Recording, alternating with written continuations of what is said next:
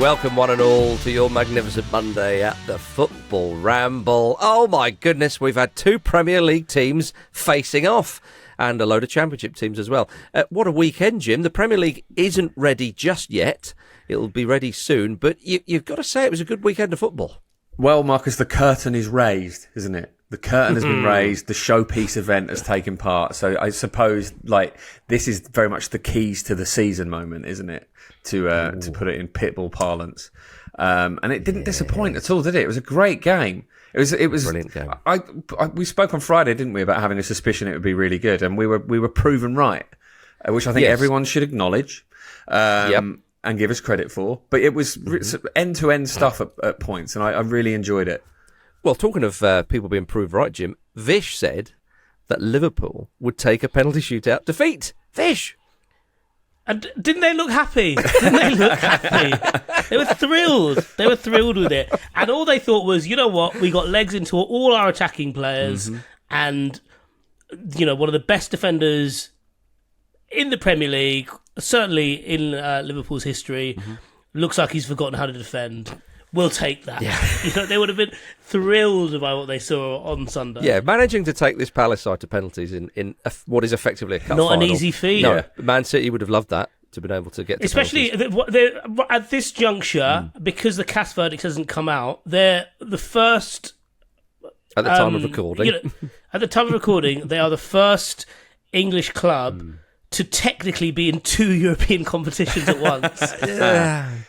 And you can't, the might of that coming at a club like Liverpool, they'll be happy with what they got. They're very happy with what they got. Well, of course, it ended 3-2 on penalties. I mean, Jim, it was a great game, and it was. Were you worried for Palace when Liverpool kind of scored early on and looked quite effective going forward? Yeah, I don't know if I'd characterise it as being worried so much for Palace as more for everybody else, right. Palace included, because, straight away, Florian Wirtz and Hugo Ekitike combining for that goal was frightening stuff, really. Really, really high quality. And you think, wow, they are sort of just ready to go right out of the gates. And I suppose kind of as the game wore on, they kind of didn't keep up that dizzying pace. Now, obviously, Frimpong's goal is a strange one, but a great one, and he looks like enormous fun straight away. So you're thinking that a lot of these new players already look like they fit right in. This could be a blistering start from them. But that, like I said, that did kind of fall away a little bit throughout the game, didn't it? And Palace managed to get themselves a foothold in it. And that's part of what is so great about this Palace side. They're really, really resilient. They kind of refuse to be beaten. Wembley almost feels like their home stadium at the moment. And yeah, I suppose it's encouraging, actually. It suggests that it's going to take Liverpool a while to fully get up to speed. And, that hopefully will lead to an entertaining title race. I also hope that an FA Cup and a Community Shield combined is enough to get you into the Europa League. Hopefully they'll be submitting that, this very morning as kind of like late evidence. Yes, exactly, yeah. I mean, Palace, the thing is, Palace, whatever the verdict is, and it may well, as I say, come out by the time you're listening to this, if Palace fans, if you get put up into the Europa League, lovely old job. If you stay in the Conference League, you will win it, okay? So for me, it's a win-win all round for Crystal Palace. May not feel like that, depending on the verdict, but that's what it feels like to me. Now, Vish, we saw, obviously, Liverpool's attacking talent doing rather well, especially in those early stages. But then, as Jim says, as the game wore on, and as Arne Slot himself said post-match, his team need a little defensive adjustment. They did look a little bit vulnerable back there, and Palace certainly took advantage at times. They did, yeah. And I thought for a moment that they were going to just crash wave after wave into Palace and be, 3-0 up after 40 minutes. And maybe they should have been, but because they weren't, when Palace had little moments, and it took Palace quite a while to get into the game, but when they did, they were almost reminded of who they are and what they can do in those fast-paced games, and they can actually affect tempo in their own ways. And hit on the way they break. have that breakaway, Yeah. Well, yeah, but the way that's what I mean. Yeah, so the way they have that breakaway for what turns out to be their equaliser in the end was kind of in one way vintage Palace, but also very much a 75% Palace in a way that they were like, oh, you're actually building up to this as well. And so, yeah, like when Slot talks about that tactical adjustment, I remember, well, defensive adjustment specifically. At the end of that game, I thought, this is good news, bad news for Palace. Because the good news is they've kept the good feeling going. Like the vibe when they were lifting the trophy was brilliant. That's what it should be about. That's what it always should be about, even if it is just the Community Shield. But the bad news is they showed Liverpool why they need Mark Gay. Yeah, and there is chat this morning, isn't there, that, Steve Parish has said that they actually intend to sell him because it's that or lose him on a free next season, as we know, and they don't feel they're in a position where they can really do that. So they are effectively kind of touting him around this morning. And as you say, Vish, that's a defence in an extremely high quality team that, has a place going in it. So that would make all the sense in the world from Mark Gay's point of view. Well, Parish also said they probably would have sold him last summer had Joachim Andersen not gone to Fulham. So they've been they totally get it. I mean, would it make, if Mark Gay was to run down his contract next summer, would that make him a rat, Vish? As our rat correspondent. Yeah. Oh God, I'm Fabrizio Ratmano. Is that me? You are. Let me workshop that a bit. You know what? You wanted a simple answer. I'll give you one. Yes, it would. It would make him a rat. Do you think? Yeah, but he would be. Is there a 1-in, 1-out rat policy at Liverpool at the moment? I don't know. I don't know.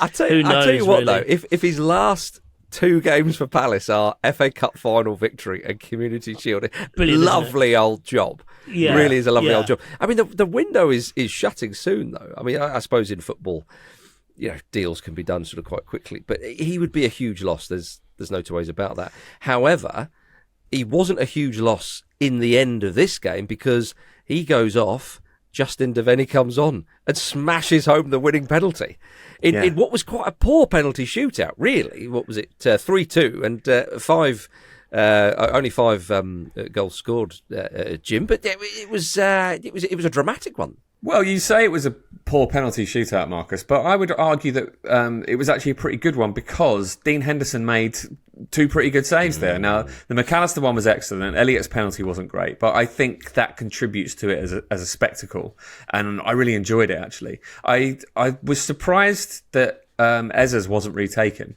I thought in the replay I saw, it looked like Alisson had come off his line, but maybe someone else saw differently. It was very close, certainly. Yeah. That would have been an added little bit of drama. But yeah, I actually thought it was a really enjoyable shootout. Yeah, I did note, as I often do, that what would have been only 2 English takers, Eze and Elliot, both missed. However, Dean Henderson, also English, he was saving them. So, always looking at the big picture. But it was a good penalty shootout. And I'll tell you something, when it went to Devaney, the last penalty taker, the young Northern Irish international, I thought, does he look a bit nervous and all that kind of stuff? Because I thought, are Palace going to mess this up? My goodness, he rifles it home. And apparently, when they were deciding the takers, he was very much, I'll take the 5th one. When they were deciding, so I'll have that. He said straight away. Glasner was like, he not only did he volunteer, but he basically demanded to take the 5th one. Well, yeah, and I appreciate these are lower stakes as far as penalties go, but I was like, yeah, fair. That's great. That I mean, I think they knew that. Obviously, Mateta and Eze and I think Sarr were going to take the first 3. So it was, are you going to take the 4th or the 5th? And he got his moment of glory quite fantastically as well, I may say. So yeah, Palace they did it. Did you enjoy Dean Henderson sort of doffing his cap after he saved one of the penalties? He's a confident young man. Yeah, it is, and it's also a lovely touch because I feel like whenever goalkeepers wear caps to protect the sun, they look like they're on a day trip to Thorpe Park. Yes. A little bit. Yeah, and it looks a bit naff. But then if you use the cap to do that, lovely stuff. Also, I noticed. I suppose there's various different marketing and advertising reasons for this, but it's weird seeing an unbranded baseball cap, isn't it? Yeah, I guess it is. It was almost like he was in a Marvel film. It was like, why don't you have, At least have a club one. At least have a Yankees. Yeah, or like a Yankees cap. What Yankees? More famous baseball. Well, just because, of the more familiar baseball caps you see around. Yeah, but surely in life. It would be in life. Surely it would be a Crystal Palace one. Yeah, but a Yankees baseball cap is a very famous baseball cap, though. The point stands. Yeah. Fine. It's just I like the way Marcus took umbrage with my using of "in life" as if that was the crazy bit. Oh, life. No, you're always going on about life, you. You are. No, I think that why would you wear another sports team on when you've got plenty in the club shop of your own? That is the point. Or one of those Adidas Oasis bucket hats, which have been very popular this summer. You know, that would have been a flex. That would have been good. Yeah. I think it's something we can all get behind there. Henderson, though. I mean, he's had a very good season. He had a great season last season with Palace, of course. He started off well. Look, Pickford is the number one for England, but he's firmly number two, isn't he now? Bring him on for pens. Well, Pickford is pretty good with pens as well, and he can take them. If Dean Henderson starts taking penalties, then that's real competition for the England number one. That's all I'm saying, everybody. That's all I'm saying. Now, Crystal Palace fans, yes, they held up a banner saying UEFA Mafia at kickoff. Which, of course, once again, just to remind everybody, we will find out later today which European competition they're playing in. But at the time of recording, that has not come out. So if you're shouting, going, "No, but they're a Europa League side," we don't know yet, so sod off. We're in the past. What do you think of Palace's season? So far, brilliant, actually. Well, indeed, yeah, Jim, you can't argue with it. We know they're a good cup side, but with the question mark hanging over Mark Gay, if indeed they were to sell, would you be concerned for them, or would you think, they were so kind of solid, in particular in the second half of last season, as they were 2 seasons ago? You would think, they've got enough vibes to carry them through and be perfectly fine. I think they'll be absolutely fine. Obviously, there's talks of them losing Gay, possibly Eza as well. But I think there's such balance in that team, as we mentioned a lot last season. They've got a brilliant manager. They'll be an appealing prospect to players kind of late in the window, of course, but I would think they could still get some decent players in. Realistically, I mean, what are their aims? They're probably going to be trying to qualify for the Conference League through the Premier League, which might be difficult. Another cup run. I think they're in line to have another really fun season. If they win the Conference League this season, Jim, then Well, it'll be irrelevant, won't it? Yeah. Yeah, exactly. Yeah. And of course, if Eza did leave, then they would have Essa to fill his boots, which could be quite confusing for some people, Vish, but not us. No, yeah, because do you think people would likely be confused by that? What a way to get something a way for like Parish to get something over certain Palace fans, be like, no, we haven't sold him. Yeah. He's just over there. Yeah, and he was always called Essa. Yeah, we've just spelled his name differently. And then you were squinting. Yeah. Now your eyes have got there. It's 2 S's, not a Z. Teams are doubling up on him, giving Palace a bit more room elsewhere on the pitch. Could be quite a handy little tactic there. All right, everybody. Coming up after this, Nathan Jones had a lovely weekend. Mikey McCullough through the gap. Ooh, not corner far away. kick to UC Dick. UCD. Oh my word. Got himself a corner. Corner kick to UC Dick. Bit of League of Ireland happenings there. Thanks to friend of the Ramble, Hank Scorpio, for sending us that clip on Discord. You can become a friend of the Ramble too for just $5 a month. You'll get every episode of the Ramble up front and on the continent, completely ad-free, and access to the Football Ramble Discord, where you can chat with us and other Ramble listeners. And remember, if you sign up for an annual subscription before the end of August, you will get 15% off. Search patreon.com/Football Ramble to get involved.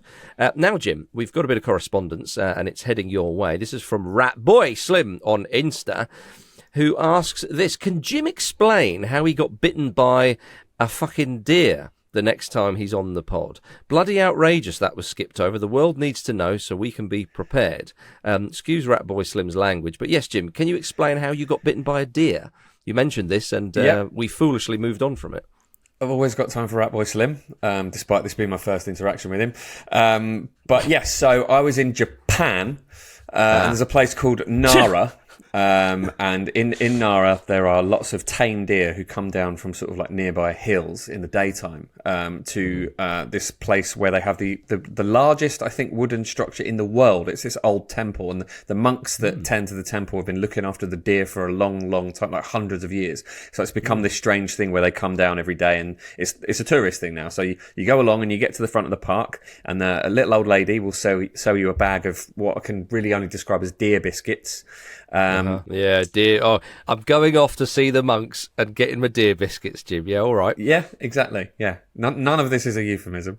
But so I've got my deer biscuits, and I'm thinking, well, this is lovely. 3 deer just sort of saunter towards me. I'm thinking, what a lovely sort of almost Disney-like scenario. Then obviously they're the bad boys of Nara because they rush me. The middle one bites me in the stomach, enough to like leave marks. I drop the deer biscuits, and the 3 of them just savage them in front of me. It's like I've been mugged by deer. Fantastic. Yeah. And then later that evening, You're just another John Doe, aren't you? I am. Yeah, just another statistic. Later that evening, I was trying to explain this to a Japanese man, and he was trying to tell me something. Don't do the accent again. I'm not going to do the accent. He was trying to tell me something with quite, which seemed really urgent, and obviously there was a language barrier, so it was difficult to understand at first. And I thought it was going to be some sort of, it felt important, but what he had to tell me was simply that deer and kangaroos have got the same heads. And I was like, yeah, that wasn't what I was expecting, but yeah, they kind of do. And I think about that all the time. So yeah, it was a strange day, but I was bitten by a deer. So Jim got bitten on the stomach by a deer. I mean, arm and leg I get, but stomach, my goodness. Oh, they knew what they were doing. It was a legitimate mugging. They'd done it before, and I wouldn't be surprised if they've done it again. I'd imagine they're still at large. This was in 2015, I think. So, well, I don't know how long. It's the 10-year anniversary of you getting bitten. Yeah, actually, it is actually. Yeah.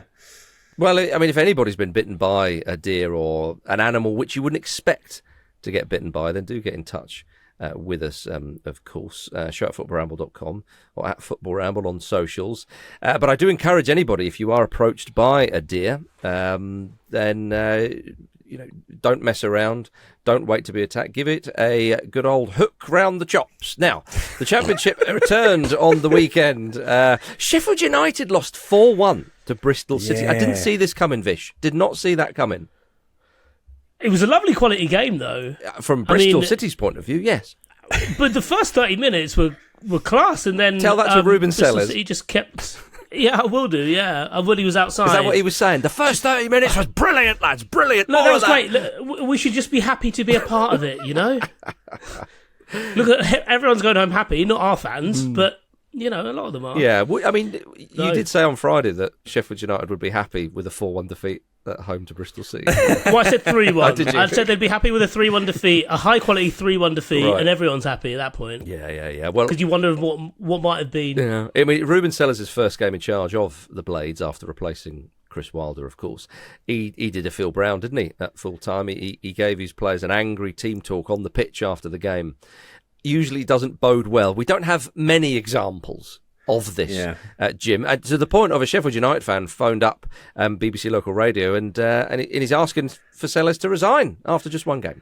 It seems a little premature, but sort of in terms of the fury of that fan, it's obviously been exacerbated by this silly Phil Brown thing, isn't it? Because a 4-1 defeat is bad and is embarrassing, but that is it's such a strange decision, and obviously we associate it with that Phil Brown moment. So, as you kind of implied there, Marcus, we've never seen an example of that being followed up by any sort of positivity.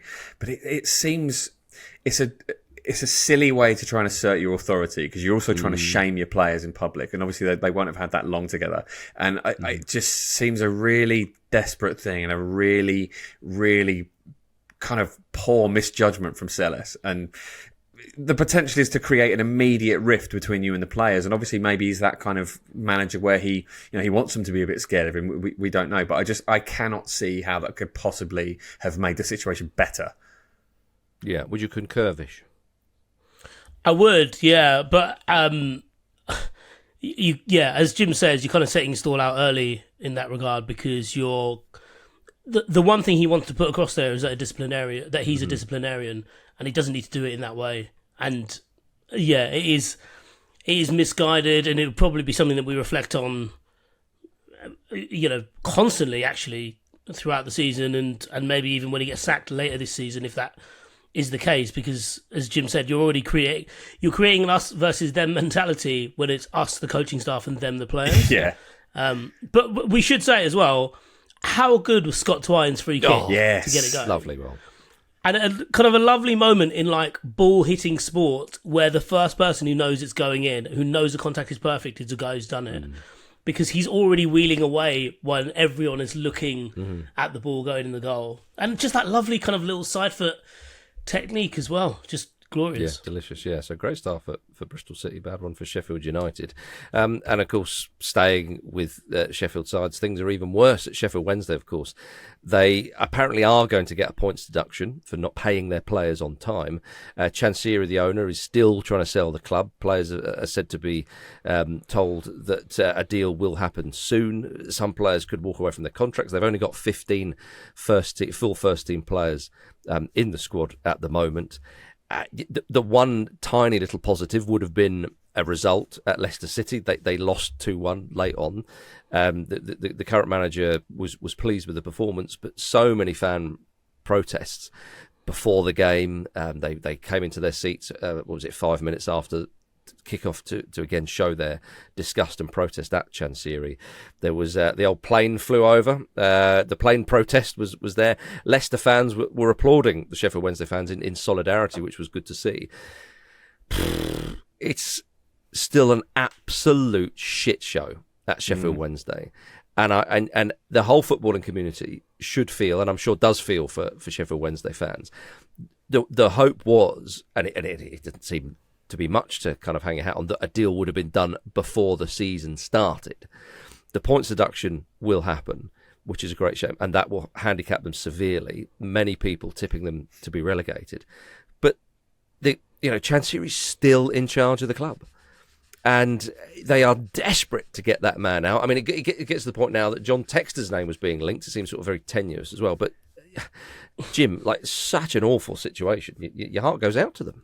Oh, massively. And it seems to be that he essentially is out of his depth.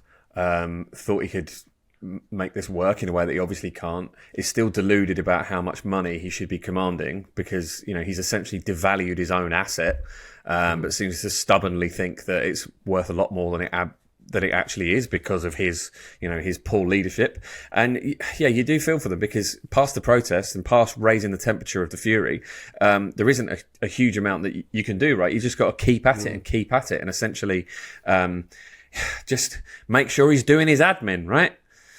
It's infuriating. Which is not.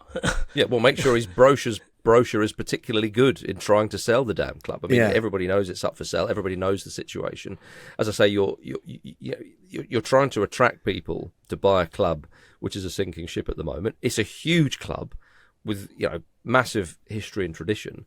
So you hope sincerely that, as you do with any football club, that the right people can come along. But it just seems that they take absolutely anybody at the moment rather than him. So, we wish you all the best, Sheffield Wednesday fans. But my goodness, something has to happen very, very soon. Now, moving on to Southampton, who beat Wrexham 2-1. You spoke of the free kick at Bramall Lane, Vish. What about that Ryan Manning goal? What about that free kick to get Southampton a very late equaliser? Absolute peach. Yeah, and the great thing from Wrexham's point of view is it's all content, isn't it? So it doesn't actually matter if you're winning up until the 90th minute and you end up losing the game. It's just going to look good in the documentary, isn't it? Slowed down, bit of reverb there. Yes. Yeah. Ryan Reynolds looking upset. I have to say, I don't think it was that good a goal because you've got to factor in that Danny Ward was in goal, which is similar to having no one. Oh, no. Outrageous, Jim. The hit and where the right in the side of the netting. But yeah, I always forget that you. He's not a favourite of yours, is Danny Ward. I just think he's rubbish. And that's all it takes, isn't it? That's all it takes in this game. That's all it is. Josh Winder scored Wrexham's goal, and it was their first goal in the second tier for 43 years. which, again, I think that will feature in the documentary, but not the rest of the game. But it was good for Southampton, I think, because what they went through last season and what those fans went through last season, you're 1-0 down to the newly promoted, Hollywood boys on the block, and you're like, oh my goodness! And then to win it in quite dramatic fashion with a stunning equaliser, and then obviously like a 96th minute winner, I thought, good on them. They've got a bit of cheer down on the South Coast, so I'm happy, and I can say that because Luke's not on the pod, and Portsmouth won, so well done, Luke, as you mentioned.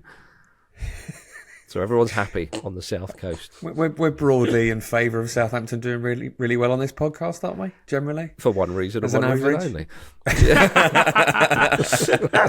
No, I'd like to see them come straight back up to have another swing. In that game, it was the oldest manager in the division, Phil Parkinson, against the youngest, 32-year-old Will Still. I'm sure you're all very familiar with Will Still, with every English journalist trying to get him to say, you're English, aren't you? You're English. He's like, no, I happen to speak English very well, but I identify as from elsewhere. But The Guardian released an interview with new Southampton manager Will Still just before the season started. He spoke once again about how Football Manager has helped him at different points in his career, which is quite enjoyable. But I mean, that is kind of quite standard thinking in football, I think, these days. But he did say when you're working at clubs in Belgium that have no budget, everyone looks at Football Manager. So kind of reassuring that we're all in it together. But they also look at Transfermarkt, FIFA ratings. But it didn't make me understand tactics better, because in Football Manager you can play any system in the world and tweak it slightly and win the Champions League with Rochdale. So that's a dig at the creators, isn't it? I think so. Also, a bit of a flex. I could win the Champions League with Rochdale on Football Manager. Yeah, true enough. Yeah, but have you tried, Jim? No. Yeah, exactly. Yeah. It's an interesting one with Will Still. We knew at some point he would come to England just because he speaks fluent English. Yeah, we're so impressed by any bilingual English person, even if they're actually Belgian. And the fact that he's young, yes, and this constant yearning, as we all do, as all of us on this pod have, to identify with younger people at his age. In your early 30s, that's young enough that we're like, oh, he learned all he knows from video games. He didn't learn about tactics from Football Manager. He actually learned about tactics playing Minecraft. Yeah, and he learned about counter pressing playing Fortnite. Yep. So he shows his team's videos, but they're really small, condensed, like 30-second clips. Wow. So he's young and football's cool again, because we need that. Did he learn anything from GoldenEye, or is he too young for that? He actually learned stuff from Pong. If you look at the defensive line, it just goes up and down. That's right, yeah. Terrible against the offside trap, and nothing can get through. And he learnt sneaky tactics from Prince of Persia. I don't know. Now from the Romans. Yes.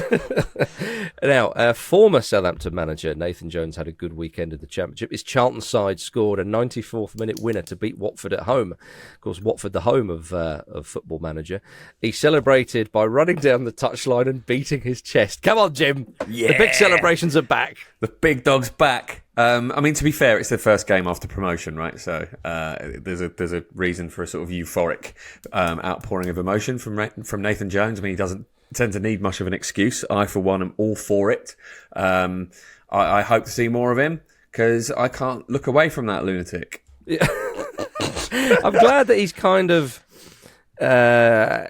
he's sort of picked up where he left off, I think, from last season, which is quite enjoyable. So good luck to him and Charlton. I nearly said Southampton there. Good luck to him and Charlton. But good luck to Southampton as well. I think we can all endorse that idea, can't we, on this podcast? I think we've already said it, Jim, haven't we? But we extend that good luck to Charlton as well. Let's talk about another former Southampton manager, Russell Martin. In Scotland, his Rangers side drew 1-1 at home with Dundee. That means they have failed to win their opening 2 league games for the first time in 36 years. They got a 92nd minute penalty to spare their blushes. Yeah. I may say this on behalf of most of Scotland. If it was up the other end, I wonder if it'd been given. But there we are. And then they had a disallowed goal a couple of minutes later, Rangers, which was offside. which, as we know now, which is against the laws. Which, as we know now, whether it's a toenail or a pubic hair offside, you're offside according to VAR. But yeah, so no need for the conspiracy theories. But yeah, he's not having a good time, Vish, Russell Martin. He said there's going to be a bit more pain before presumably no pain, which he's talking about. You his can't methods. say that when you're one of the only two clubs who win stuff up there. You just cannot do that. It's not been a good start. He's already playing some familiar tunes. I am a bit worried about him. at Rangers. Yeah.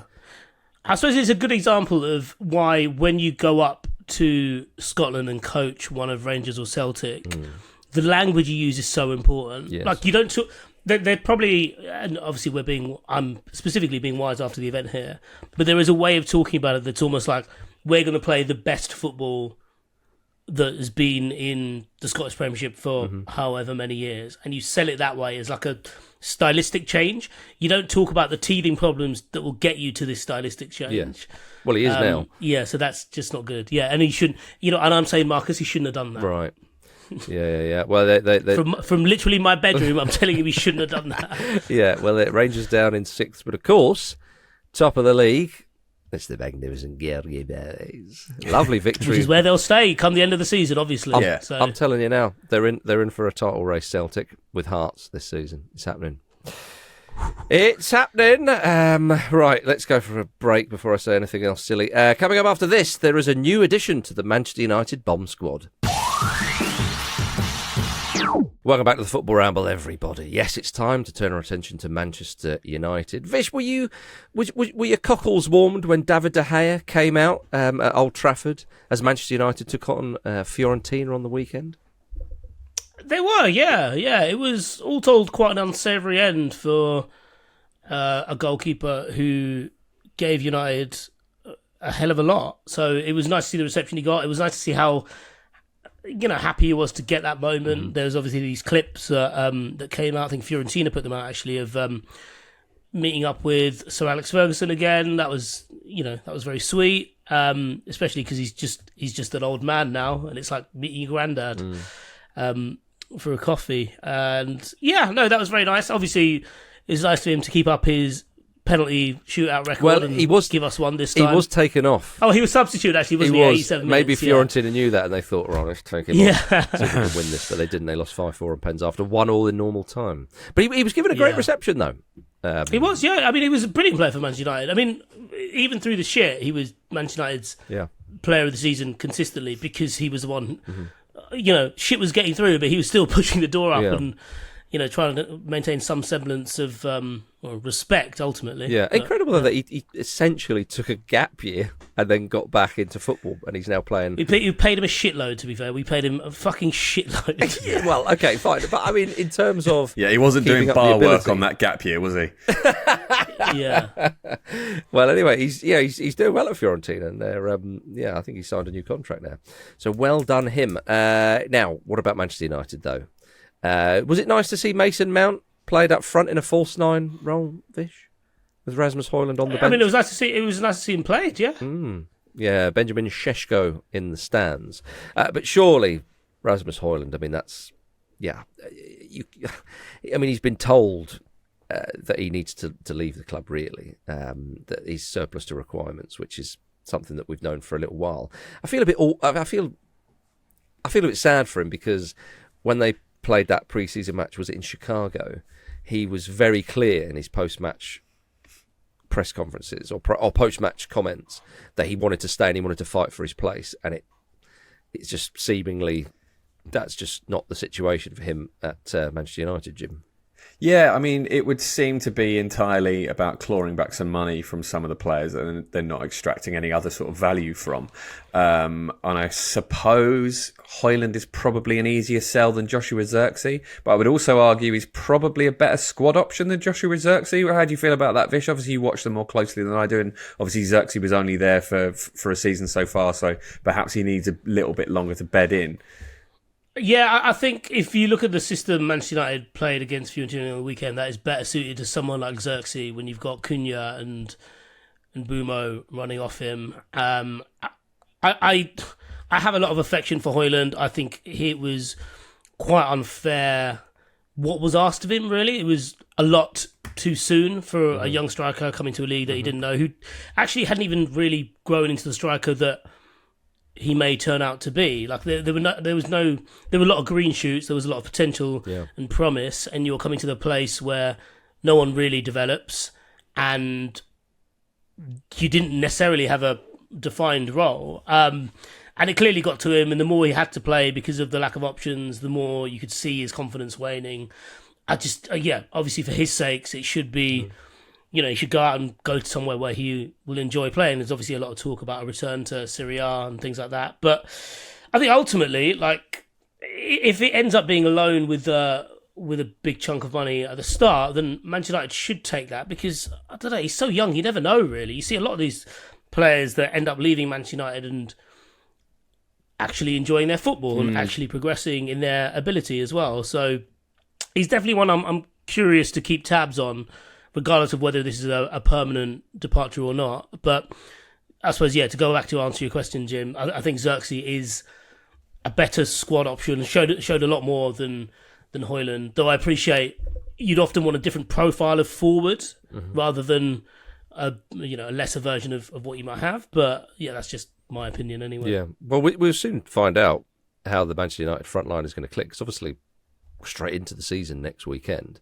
and Sesko's first game for Manchester United will be in the Premier League, barring disaster. So, a complete new look front line for them. I mean, it's an obvious question, but how do you feel about that? Because I look at that Manchester United front line, they really, really have given an overhaul, and surely it will be improved from last season. I think everyone would be in agreement there. Yes, things will have to click and have to kind of work it out, but with Mbumo and Cunha in there, you've already mentioned, with the two wing backs as well, who actually played all right, especially Diallo, of course, has been one of the few positive notes under Amorim, or even further than that. I'm expecting not huge things, but certainly better things from Manchester United.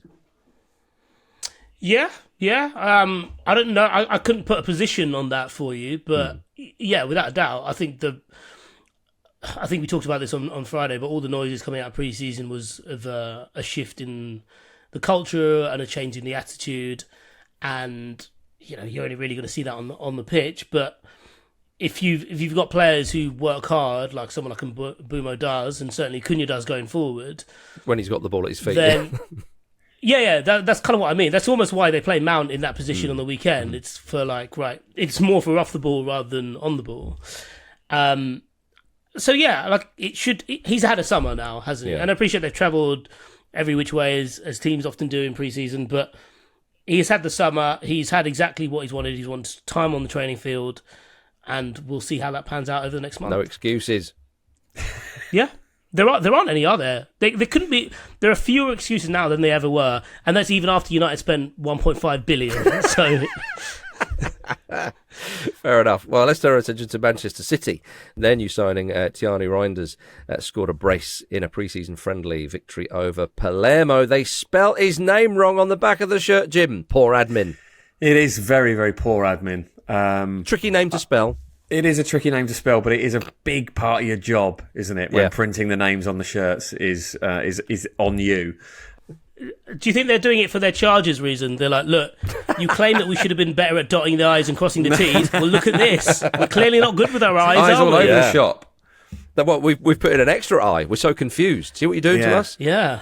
Don't get me started on the T's. Have you seen Man City's new third kit? Dreadful. It's grey with spots of rain on it. I think it is up there with the worst kits we've seen in the Premier League. Yes, not their official third kit yet. At the time of recording, it's just a leak. However, Really Jim, bad. It is kind of... It's acknowledging the surroundings, because as we all know, it rains a lot in Manchester. Yeah, absolutely. But that they only don't need to do goes that. so far, doesn't it? True. Yeah, I think it's... Have you seen it, Vish, or have you... I'm trying to look at it now. That sounds like you've got an image in front of you, but your eyes just won't let you. I simply won't focus on this. They have had a few... Yeah, it says I have to use AI to confirm my age. What's this about? They have had a few bad kits in recent years, Man City. Yeah. Now you've had a look at the Manchester City third kit, Vish. What are your thoughts? Do you think it's disrespectful to the climate in the local area? I think it's reflective of the climate in the local area. But they're not in the tropical southeast like us. Yeah, it's a microclimate down here, isn't it? So. It's all sandbanks. True enough. Yeah. Oh dear. Yeah, it's weird, isn't it? Although I don't mind people owning, their particular area in that way. Is it reflective? Is it to do with that? It can't be. Sure. Yeah. I mean, it's a shit kit. Obviously, it's rubbish kit. Oh, it is to do Rubbish with that, kit. Jim. Yeah. It's it's an acknowledgement that it rains a lot in Manchester, which it does, and it does rain more than it does in a lot of parts of the country.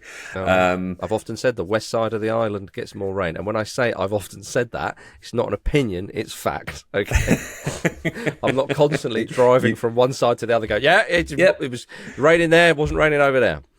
But ultimately, it rains. We just leave off the rain, for crying out loud. Yeah, I've got no problem with a kit that references, some element of the club or the area it's in. I just think this aesthetically looks crazy. All right, Jim, I think you've said enough. Man City have confirmed that Rodri will likely miss the first month of the new season. That, Jim, is a sickener for Man City. It is a blow, isn't it? But at the same time, I suppose they have, with the signing of Nico Gonzalez in January, sort of addressed this situation already. They have depth there in a way that they didn't. Obviously, you can't really replace Rodri. He's the best player in the world in his position. But they are kind of set up for it to be less of a disaster this season than it was last season. Fair enough. Well, Man City and you'll be hoping Arsenal, Jim, will potentially challenge Liverpool for the title in the coming season. And Victor Gyökeres scored his first Arsenal goal. They beat Athletic Club, or Athletic Bilbao, as we like to call them here, 3-0 at the Emirates. Were you at the game? I didn't go to that one, no. You went to the loss and the penalty shootout loss. Oh, so yes. That's right. Yes, so you did. You thought you've seen enough of this nonsense. But they beat Athletic Club 3-0. You were very down on Arsenal on last week's pod towards the end of the week. How are you feeling now after that victory and Big Vic getting his first? Can I shock you? Has it shifted the dial?